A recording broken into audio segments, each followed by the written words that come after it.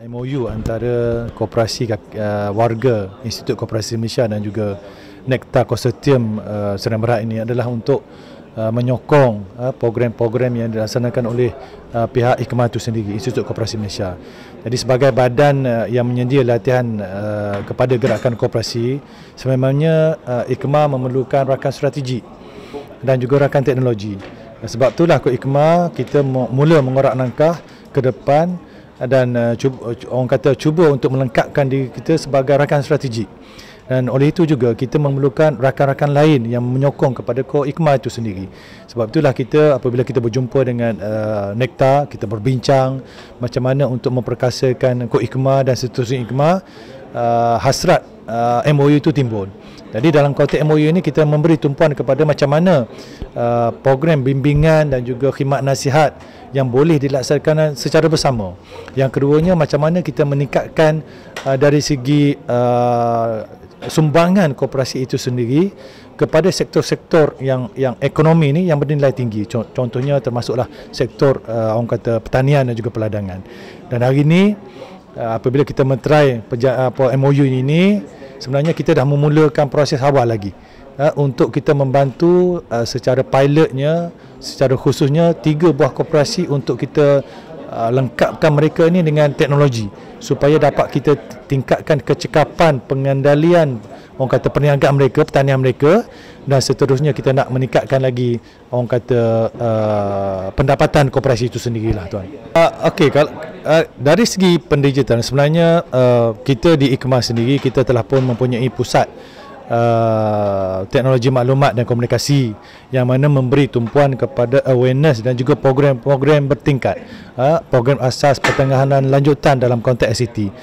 Cuma apabila kita di segi IKMA itu sendiri, kita melihat perlunya ada program bimbingan secara bersasar kepada koperasi itu sendiri. Jadi bila kita menyediakan program-program latihan, sebagai contohnya apabila kita dilanda PKP ataupun COVID-19, kita melaksanakan program secara dalam talian dan kita dapati penyertaan anggota-anggota koperasi ini sebenarnya meningkat. Daripada tahun 2000 kepada tahun 2001 itu meningkat. Jadi sebab itulah kita daripada data tersebut kita merangka program-program yang lebih tinggi lah nilainya melalui suntikan teknologi dalam aktiviti-aktiviti pertanian koperasi. Jadi dari segi anggota itu sendiri kita sebenarnya kita dah mula memberi tumpuan kepada koperasi kluster sederhana dan kecil ini untuk mereka sekurang-kurangnya mempunyai sistem keanggotaan yang boleh diakses secara online. Maknanya tahu saham mereka, tahu pinjaman mereka, tahu aktiviti apa mereka koperasi mereka buat dan sebagainya. Supaya orang kata anggota-anggota ni sedar tentang sebenarnya peranan mereka sebagai anggota itu sendiri dalam konteks koperasi. Dan sebab itulah kita di IKMA dan juga IKMA kita tingkatkan penggunaan teknologi ini sebagai contohnya dari segi pengendalian anggota, orang kata pinjaman dan sebagainya, permohonannya dah online dah. Even pemberian dana tersebut juga secara online, tak perlu hadir ke pejabat dan sebagainya. Begitu juga latihan sekarang pun kita dah inovasikan.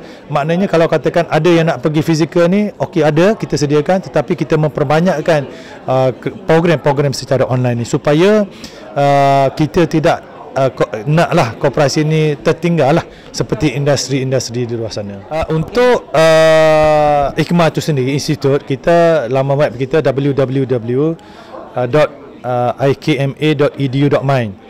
Tetapi untuk produk-produk yang ditawarkan oleh pihak IKMA sendiri, laman sesawang kita www.koikma.com.